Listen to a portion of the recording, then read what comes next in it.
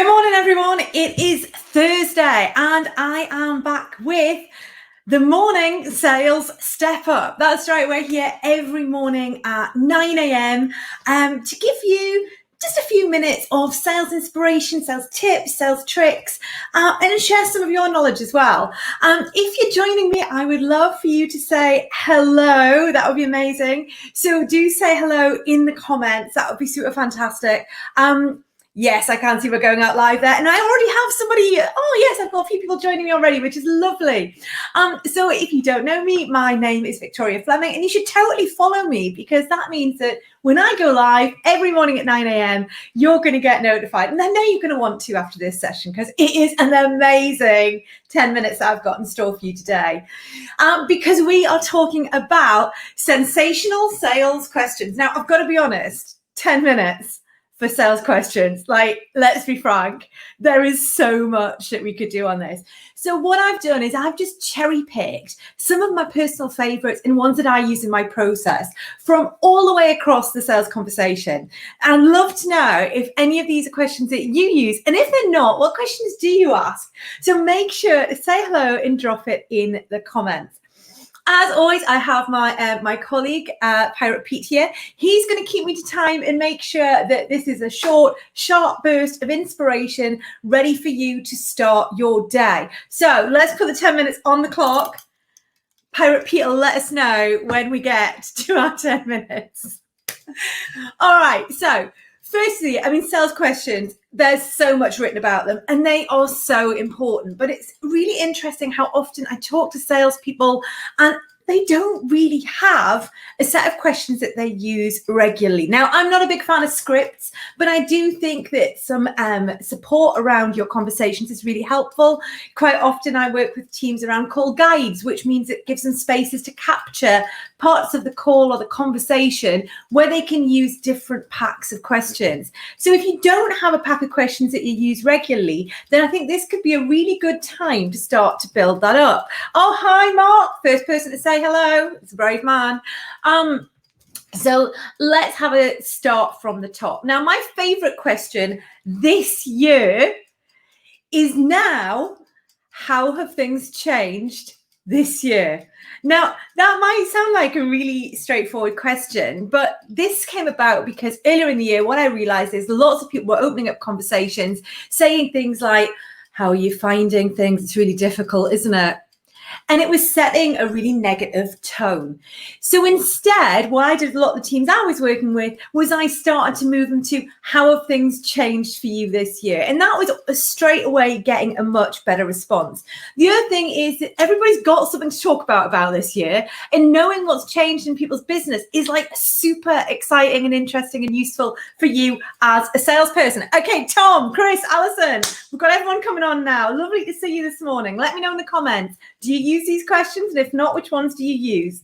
So that is my first question. How have things changed for you this year? All right, let's move straight on to number two. Now, number two is sneaky because I'm actually giving you 2A and 2B here. So really, you're getting 3 for the price of 1. This is like a bargain question because one of my other favorite questions is to ask how people are currently doing whatever it is. So how are you currently doing SEO? How are you currently doing your Facebook advertising? How are you currently promoting your business? It could be any of these questions, but how are you currently doing it is a brilliant question. And the reason for that is because that opens up not just for you to find out about competitors potentially, but about other solutions people might be using. In my past, one of our big competitors was an Excel spreadsheet. So people would say, we do it on we've got this Excel spreadsheet we use. So technically it's not a competitor, but it is because actually that's how people are doing it right now.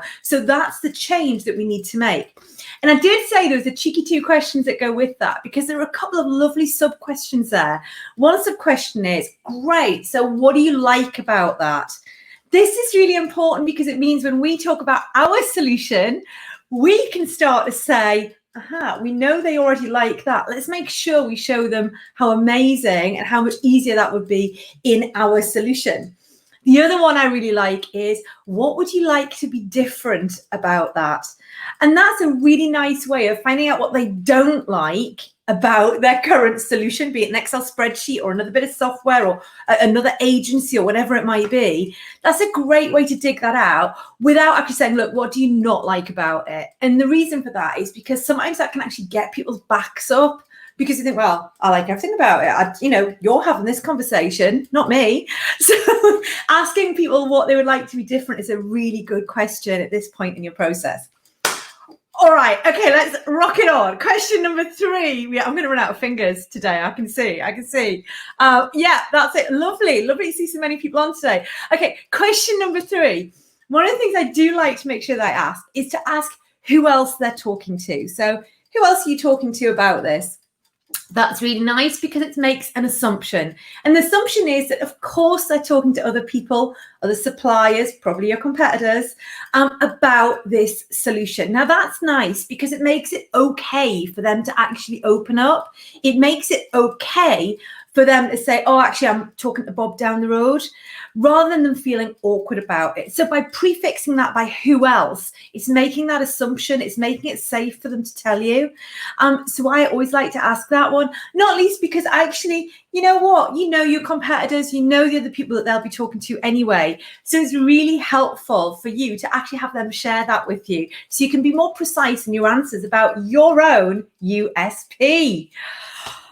What are we up to? How many are we up to? We're up to number 4. Number 4. Oh my goodness, we're rocking into it. Okay, so number 4 is an important one because it's all about timeline. Now, if you're selling software, for example, which I know a couple of people with us today are, if you're selling software or a technology solution of any kind, this is a really important question.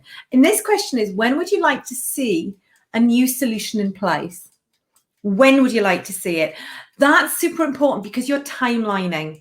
And that's cool because you know what? If you're having this conversation now and they say, oh, I don't know when I'd like to see a solution in place, that gives you one read as to how bought into this process right now they are. Equally, if they say we want it in place for next week, straight away you can think there is no way that we can get this solution in place for them at that point in time. So straight away it gives you a way of dealing with this. The other thing is, and I have a video coming out on this, so you might want to keep an eye on my LinkedIn, about what you can do is once you know the time they want it for, you can do a backwards plan, an implementation plan. And what's great about that is that can drive your sales process, because you can start to say, well, if you want this for the 1st of January, that means we need to train your teams before Christmas. That means we need to get all your data in by the beginning of December. That means we need to get this software in and installed with your IT teams at the end of November. Guess what, Mr. Customer, if you want that timeline, you need to sign today. So implementation, backward planning, find out when they want the solution. So when would you like to see a solution in place is a great question to get you to that and help you move people along. Hi, Anne. Oh, loads of people are coming today. Thursdays, busy Thursdays. Okay, what else have we got?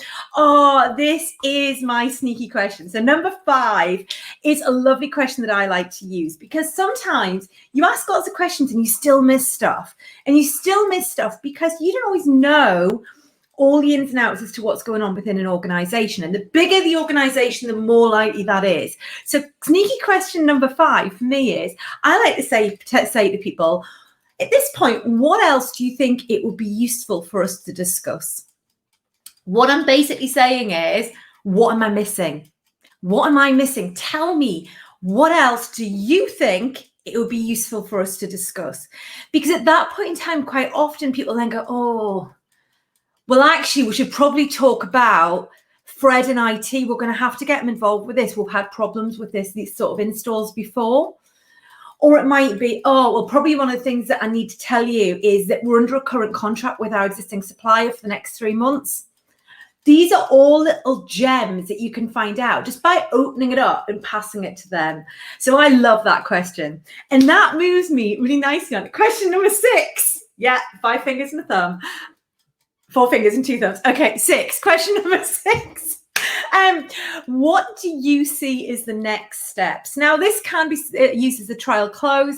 One of the reasons that I like to use this is because if you say to somebody, what do you see as the next steps? Then actually, again, you find out, oh, Pirate Pete's buzzed me at 6 questions. We're going to finish. Don't worry. I'm going to give you number 7. Sorry. When we get to what do you see as the next steps, what's really amazing about that is that people will quite often then share things around their buying process or other people they need to bring in the decision, or even other stuff that they need from you in order to progress this. So again, it's a great question because it's really sort of identifying what needs to happen to make progress on this conversation. Now, I did promise you 7 questions. And number 7 is my favorite question of all time. And it's a really good question for a number of reasons. One is you can use it at any time and it will be useful. The other thing is that if you're losing your way with something and you actually just need a bit of thinking time, you think, oh goodness, I just need a bit of time to like assimilate that stuff. This can be a brilliant way to do it. So thanks, Chris. High 5. Great questions. Go use them today. And my sneaky 7 question is, that's really interesting. What else can you tell me about that? You can use it anytime. Literally anytime. Dinner parties, sales conversations, anytime you want. And what's brilliant is that person in front of you is going to start to expand on whatever they've previously been saying to you. It buys you time. It finds out more detail about whatever it was they were talking about. It makes you seem like you're genuinely interested. And that question you can use at any point throughout your sales process. So this has been my 7 sensational sales questions. I'd love to know how you get on. Go and use at least one of those questions today and see how you get on. Remember as well that I am live every day at 9. Now, I've got something really special to tell you. There's 2 things I need to tell you about. Okay, the first thing is we're starting to do a weekly digest with all this good stuff in one place. So if you want to get it, the link's in the comments. Just click there, give me your deets, and we're going to get that out to you. The second thing is about tomorrow. I am like super excited about tomorrow because tomorrow at 9 o'clock, I've got someone joining me. Not Pirate P is being bumped. I've got a better offer. Tomorrow, we are talking secrets of sales recruitment.